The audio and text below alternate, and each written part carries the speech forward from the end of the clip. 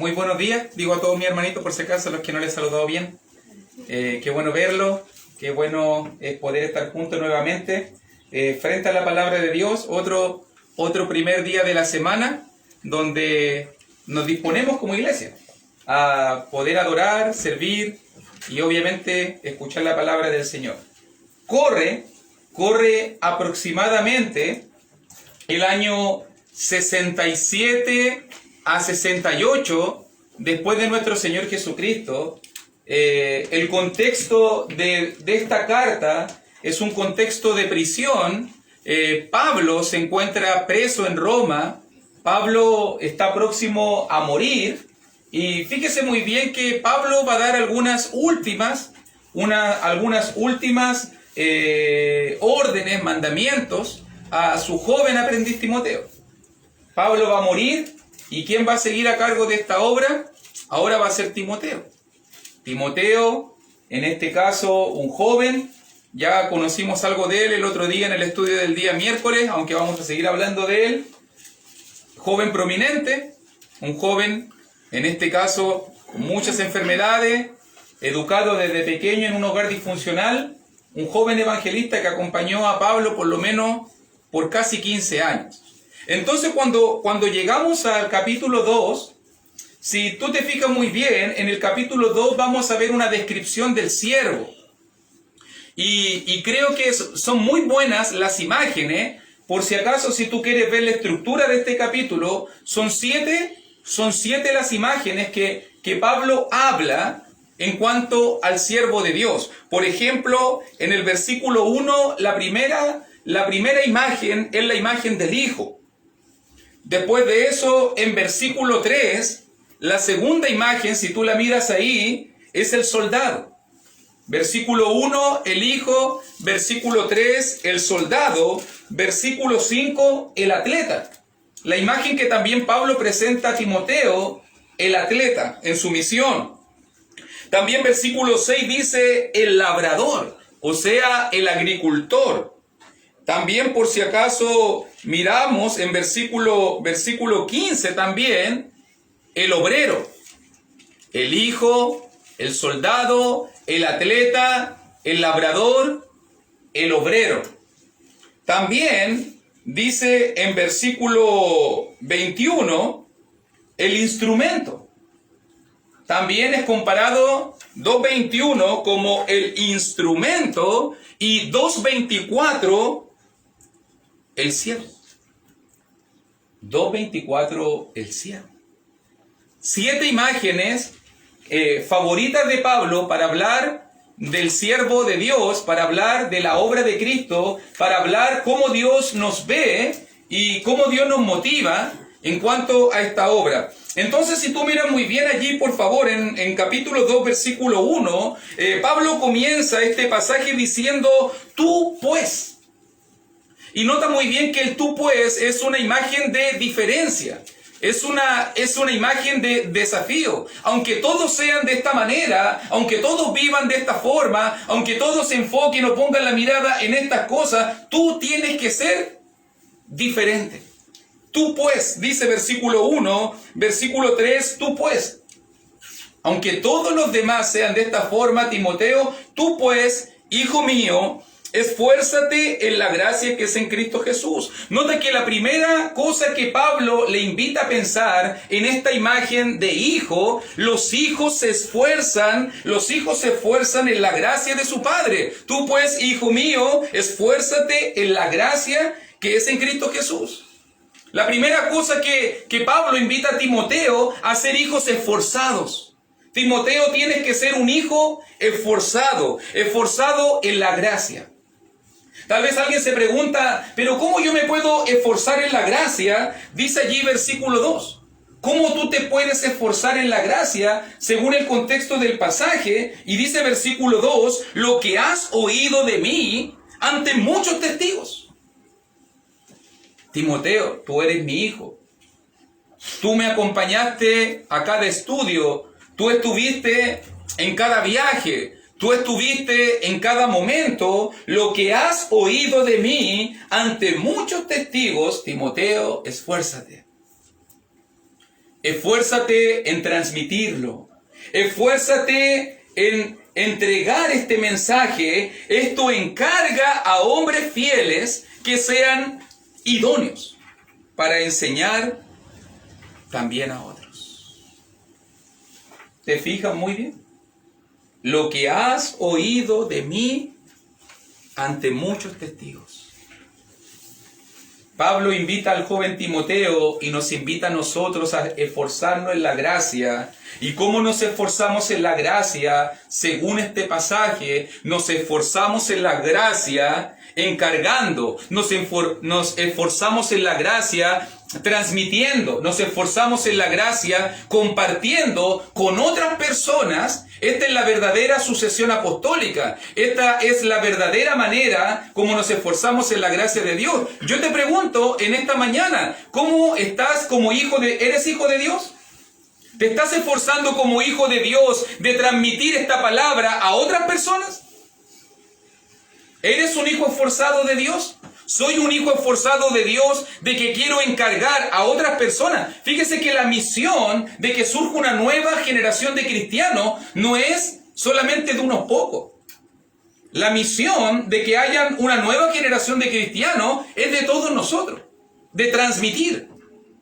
Encargar a hombres fieles que sean idóneos. Timoteo, pon ojo. Timoteo, observa. Timoteo, dedícate. Timoteo, ve la gente adecuada, ve la gente apta, ve la gente idónea para que ellos después sigan después de ti. Hijos esforzados. Hijos esforzados que se preocupan de agradar a su padre. Hijos esforzados en preocuparse de transmitir esta enseñanza. Timoteo. Pablo está preso. Pablo está a punto de morir. A Pablo le importa el evangelio. Pablo no le importa su vida. Pablo sabe que va a morir decapitado por causa de Cristo, pero lo único que le importa a Pablo es qué va a pasar con el evangelio después de que tú estés. Yo lo veo de una forma, mire, la mayoría de los papás, ¿de qué se preocupan cuando piensan en sus hijos?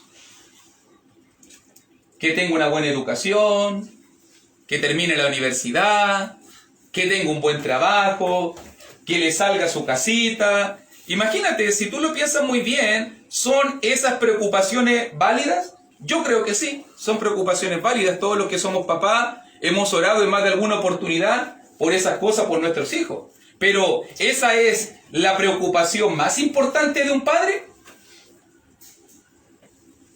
¿Será esa la preocupación más importante? ¿Será esa la preocupación que pase más tiempo dedicado y preocupado? Creo que no, ¿no? Se lo digo para que usted entienda. Todos los papás queremos buena salud para nuestro hijo, ¿no? ¿Quiere usted buena salud para su hijo, no? ¿Qué pasa si su hijo no quiere tener buena salud y quiere destruir su cuerpo? ¿Usted lo deja? Como padre, usted no lo deja. Yo no dejo a mi hijo destruir su cuerpo. ¿Qué pasa si su hijo quiere ser un ignorante, un idiota? Y su hijo no quiere estudiar, no quiere preocuparse, no quiere trabajar. ¿Lo dejaría? Por lo menos creo que lo normal de un papá que quiere el éxito de sus hijos nunca dejaría que su hijo no estudie, que su hijo no trabaje o que su hijo se descuide en su salud.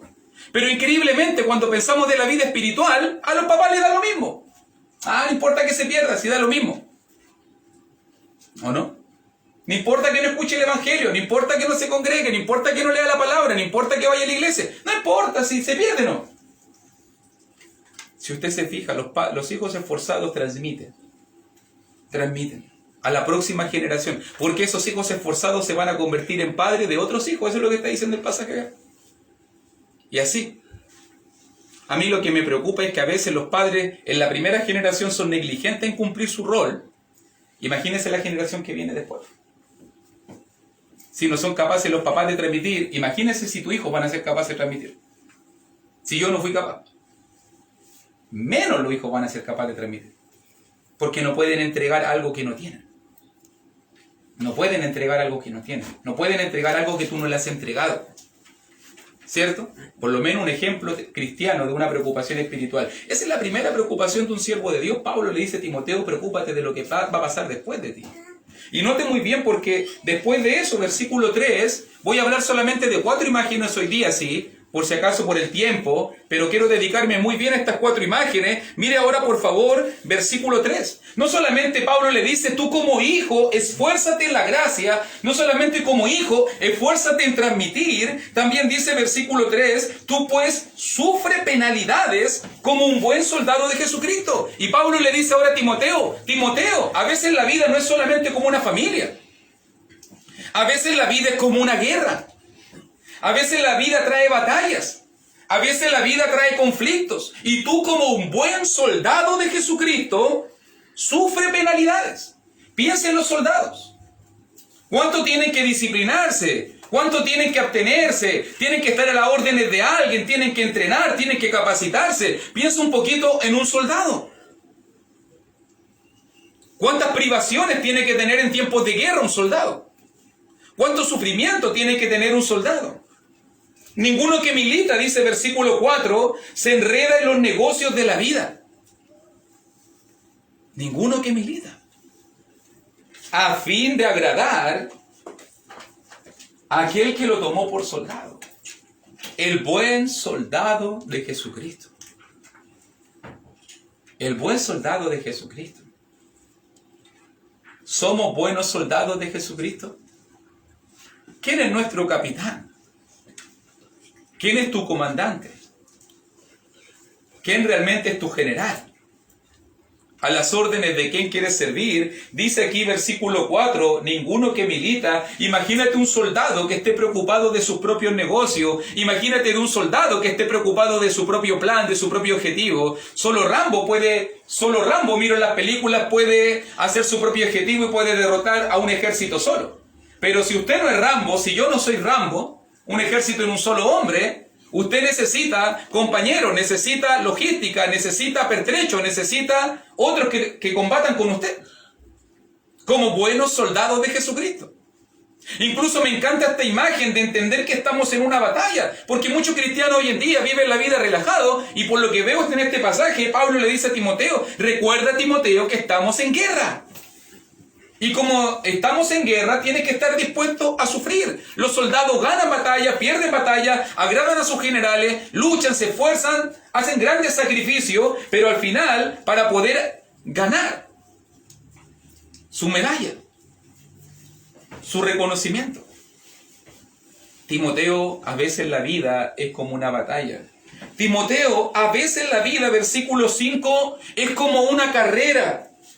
Y también el que lucha como atleta no es coronado, sino lucha legítimamente.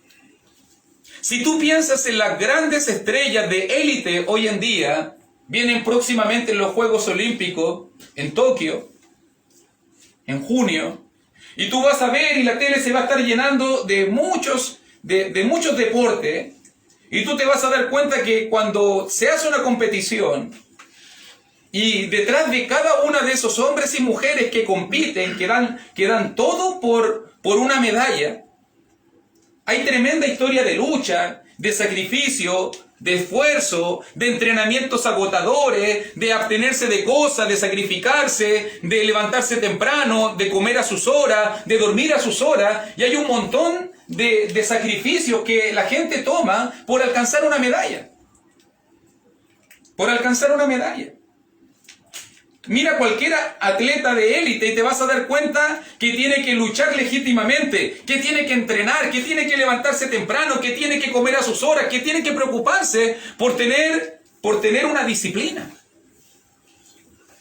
Y Pablo le dice ahora a Timoteo, Timoteo, la vida también es como una carrera, y si quieres llegar a la meta, y si quieres alcanzar el galardón, y si quieres ganar la medalla, entonces tienes que aprender a luchar legítimamente, tienes que aprender a entrenar, tienes que aprender a disciplinarte, tienes que aprender a correr esta carrera con resistencia hasta el final. Timoteo, la vida a veces es como una carrera. Piensa en un atleta que come a la hora que quiere. Piensa en un atleta que se levanta a la hora que quiere, que no entrena. ¿Hasta dónde va a llegar una persona así? Usted sabe hasta dónde va a llegar una persona así, ¿o no? Una persona indisciplinada no llega lejos en la vida. Un atleta indisciplinado no llega lejos en la vida. Tenemos casos y casos, cientos de casos de personas que conocemos de que pudieron haber sido los mejores atletas, pero por su indisciplina, por sus malas decisiones, al final arruinaron sus propias carreras. Sus propias carreras. Yo me acordaba mucho del caso emblemático del basquetbolista Dennis Rodman, que en este momento, después de ser el más grande, el pivot era no sé si era, parece que era pivot el puesto específico que hacía, después de ser el mejor del mundo, ahora él vive como un vago en las calles, después de tener millones y millones de dólares. El tipo nunca se disciplinó. Mujeres, sexo, droga, alcohol, no, sí, esto va a ser para siempre. Perdió todo. Perdió todo. Y ahora no tiene ni 50 años y vive en la calle. Lo vieron con un carrito recogiendo comida de la basura. Llama la atención un tipo de más de 2 metros, que era multimillonario. Y así podemos citar un montón de casos de personas que por no ser disciplinados en su vida, perdieron muchas cosas. Imagínate en la vida espiritual. Imagínate en la vida espiritual cuánto perdemos. ¿Cuánto podría perder usted? ¿Cuánto podría perder yo si no me disciplino, si no entreno, si no lucho como un atleta? Fíjese muy bien que el versículo 5 dice, y también el que lucha como atleta no es coronado, sino lucha legítimamente. Nota bien que cuando pensamos en el hijo va a ganar el reconocimiento del padre. Cuando pensamos en el soldado, los soldados ganan medalla, ganan reconocimiento. Cuando hablamos de atleta, los atletas ganaban trofeos, ganaban coronas en ese tiempo. Puse acá coronado, hablando de la corona de laureles. Recuerde que en los Juegos Olímpicos, en los tiempos pasados, cuando se premiaba a una persona, se le daba una corona de laureles, de hojitas, de un árbol. Y eso era lo más grande, el premio más grande que se daba en ese tiempo cuando se corrían los Juegos Olímpicos. Imagínate, y la gente tomaba esa corona de laureles y la lucía lo más que podía, pero era de laureles. Eso significa que te iba a durar por un tiempo. Te podía durar por un mes, por un poco de tiempo, pero tarde o temprano esa corona de laureles se iba a secar. Tarde o temprano esa corona de laureles se iba a marchitar. Y iba a quedar inservible. Porque al final los premios no sirven de nada. Pero nota muy bien que Pablo pone el contexto correcto. El cristiano no está luchando por una corona de laureles. El cristiano no está luchando por una medalla de reconocimiento. El cristiano está luchando por la corona de vida. El cristiano está luchando por un premio imperecedero. El cristiano está luchando por la verdadera corona, no de laureles. Fíjese, todo lo que la gente hace, lo que la gente hoy día hace por una medalla. ¿Ha visto lo que la gente hace por una medalla? Todo lo que tienen que negarse. Todo lo que la gente hace por un trofeo. Todo lo que la gente hace por una copa. Todo lo que la gente hace por un título. Todo lo que la gente hace por un título de dominio, por un título de compra, por tener un logro. Y aún así, todas esas cosas que tú puedes tener son basura en comparación al premio eterno. Y incluso si tú te fijas, ¿cuánto nos preocupamos por tener esas cosas? ¿Cuánto luchamos por alcanzar esas cosas? ¿Cierto que sí? Pregúntele a un universitario todo lo que tiene que privarse y cuánto tiene que estudiar para poder alcanzar un título, y 5 o 6 años de su vida, 8 años de su vida, tiene que darle, no dormir, no comer, hasta que llegue el logro y dice, wow, mira, aquí lo tengo. Ahora puedo sentirme seguro. Y genial. Pero ¿cuántos de nosotros estaríamos dispuestos a hacer lo mismo por la vida eterna? ¿Cuántos de nosotros estaríamos dispuestos a no dormir, a estudiar, a quemarnos las pestañas, a sacrificarnos, a hacer todo lo imposible por alcanzar ese logro? ¿Estaría dispuesto a alcanzar ese logro si la gente está por menos? ¿Cuánto no estaría dispuesto por el logro eterno? Fíjese que ahora Pablo va a decir, versículo 6, el labrador. Ahora nos traslada, la imagen ya pasó desde el hogar, la imagen pasó desde el campo de batalla, la imagen pasó desde la pista de atletismo. Ahora Pablo va a hablar del campo, de la agricultura, y ahora una nueva imagen presente en cuanto al siervo de Dios, y dice el labrador, el agricultor, para participar de los frutos debe trabajar primero. Y nota la imagen que está presentando. Siempre, si tú te fijas, la imagen presenta algo. Dice de que hay que esforzarse y te motiva con un premio. El padre busca el reconocimiento, o sea, el hijo busca el reconocimiento del padre. El soldado busca agradar a aquel que lo tomó. El atleta busca la corona y el premio. Y en este caso, el agricultor busca la cosecha. Para poder, en este caso, participar de los frutos. ¿Qué es un fruto? El fruto para el agricultor es el resultado de un arduo trabajo. Ningún agricultor que yo conozco va a sembrar algo y se va a parar al otro día. Oye, ¿por qué no sale? ¿Y por qué no crecieron las papas? ¿Y por qué el árbol no sale? ¿Y las manzanas? Oye, si lo sembraste ayer, ¿cómo te van a salir manzanas en un día? ¿Y los zapallos? Oye, ¿por qué no salió? Pero si lo plantaste ayer, todavía ni siquiera es regado, todavía ni siquiera te has preocupado de abonarlo, de cuidarlo. Si tú te fijas muy bien, la idea que está mostrándonos Pablo es la idea de trabajar primero. Nota la idea del versículo 6, trabajar primero. Versículo 5, luchar. Mira las ideas claves. Versículo 1, esfuérzate. ¿Qué debo hacer yo? La palabra para hoy día, esforzarme. Número 2, versículo 3, sufrir. Número 3, versículo 5, luchar. Fíjate en las palabras clave. Esforzarse, sufrir, luchar, trabajar. Versículo 6, cuarta cosa. Son conceptos que muchas veces no aplicamos al cristianismo. Pero para alcanzar el premio, hermano, hay que esforzarse, hay que sufrir, hay que luchar y hay que trabajar. Hay que trabajar. E incluso mire cómo terminamos la historia diciendo, versículo 7, considera lo que digo. Y el Señor te dé entendimiento en todo. Timoteo, piensa en estas imágenes. Timoteo, medita muy bien cómo estás conduciendo tus caminos. Timoteo, piensa muy bien las decisiones que estás tomando. ¿Quieres el premio? Tienes que trabajar. ¿Quieres alcanzar la medalla? Tienes que luchar. ¿Quieres ganar la batalla? Tienes que resistir y sufrir como un buen soldado. ¿Quieres alcanzar la honra de tu padre? Esfuérzate en la gracia como un hijo. Timoteo, considera, ocupa tu mente en pensar en estas cosas. Uno diría, ¿por qué Pablo le dice eso a Timoteo? ¿Y sabe por qué Pablo le dice eso a Timoteo? Porque normalmente no estamos pensando en las cosas de Dios. Porque normalmente los planes de Dios no son nuestros planes. Porque normalmente la obra que Dios quiere hacer en nuestra vida no es nuestra obra. Por eso considera, y note muy bien, y ahora viene lo importante del pasaje. Porque después de hablarme de la imagen del Hijo, que tenemos que ser hijos, que agrademos a nuestro Padre, después de hablarnos de que debemos ser soldados, que agrademos a nuestro general, después de hablarnos que debemos ser atletas que luchan por la medalla, después de decirnos que debemos ser agricultores, que debemos trabajar para alcanzar los frutos, va a decir en versículo 8, acuérdate de Jesucristo. Y uno tiene que ser honesto, hermano.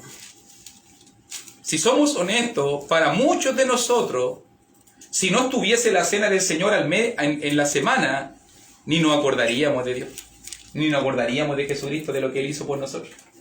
¿Cierto? No es nuestra prioridad pensar en el sacrificio de Cristo. Si pensamos en que Jesucristo me dé, si pensamos en que Jesucristo me escuche, si pensamos en que Jesucristo me sane, si pensamos en que Jesucristo me bendiga, me prospere, me sane, me ayude, sí, todo eso pensamos. Pero pensar en el sacrificio de Jesucristo.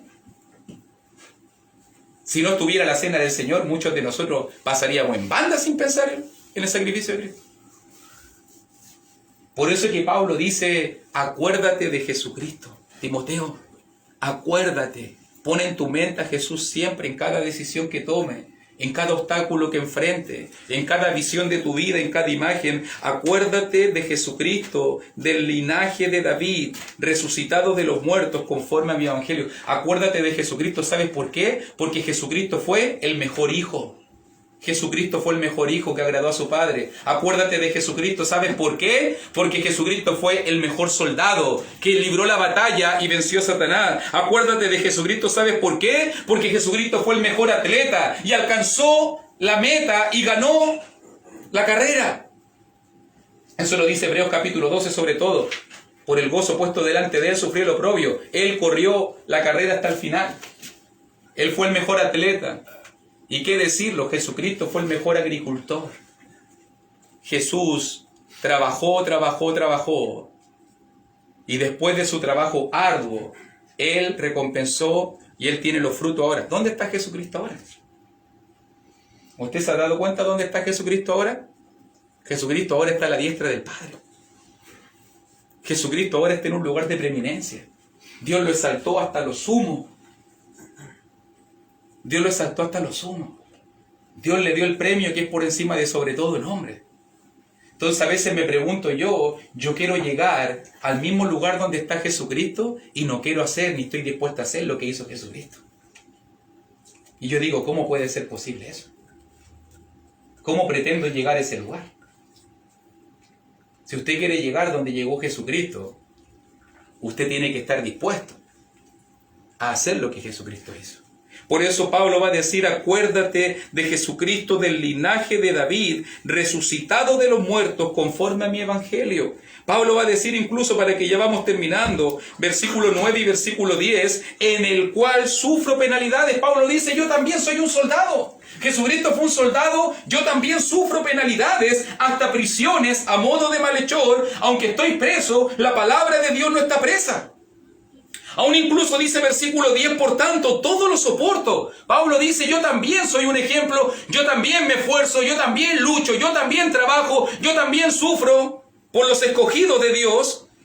Todo lo soporto por amor de los escogidos, para que ellos también obtengan la salvación que es en Cristo Jesús, con gloria eterna. Timoteo, todos los que quieren el premio, Jesucristo. Todos los que quieren el premio, Pablo mismo dice, yo, todos los que quieren el premio, tú, Timoteo, tú pues, todos tienen que estar dispuestos a esforzarse, todos tienen que estar dispuestos a sufrir, todos tienen que estar dispuestos a luchar, todos tienen que estar dispuestos a trabajar. Eso es lo que Timoteo tiene que hacer. ¿Cuál es el mensaje para hoy día? ¿Quieres tener la salvación, la vida eterna? ¿Quieres alcanzar la corona, el premio después de la carrera? ¿Quieres recoger los frutos después de la cosecha? ¿Quieres agradar a tu padre? ¿Quieres agradar a tu general y a tu capitán y obtener la medalla después de la batalla? Entonces, esfuérzate. Entonces, está dispuesto a sufrir. Entonces, lucha. Entonces, trabaja. Y sobre todo, acuérdate de Jesucristo, nuestro más grande ejemplo. Cuando tú pienses que no tienes fuerza, acuérdate de Jesucristo. Cuando tú pienses de que has sufrido, que estás sufriendo algo, acuérdate de Jesucristo. Tú no has sufrido nada, absolutamente nada. Acuérdate de Jesucristo. Cuando tú pienses que la vida es difícil, o que has pasado hambre, o que has estado solo, cuando tú te creas que algo estás pasando, Pablo dice, acuérdate de Jesucristo. Y date cuenta que Él enfrentó muchas más cosas que tú y nunca se quejó. Y por eso está donde está. Porque Él enfrentó todo con orgullo, con dignidad, con resignación y con obediencia a su Padre. Y ahora está premiado eternamente y para siempre, con un nombre que es por encima de todo nombre. Acuérdate de Jesucristo, hermano. El mejor hijo, el mejor soldado, el mejor atleta, el mejor labrador. Que Dios te bendiga.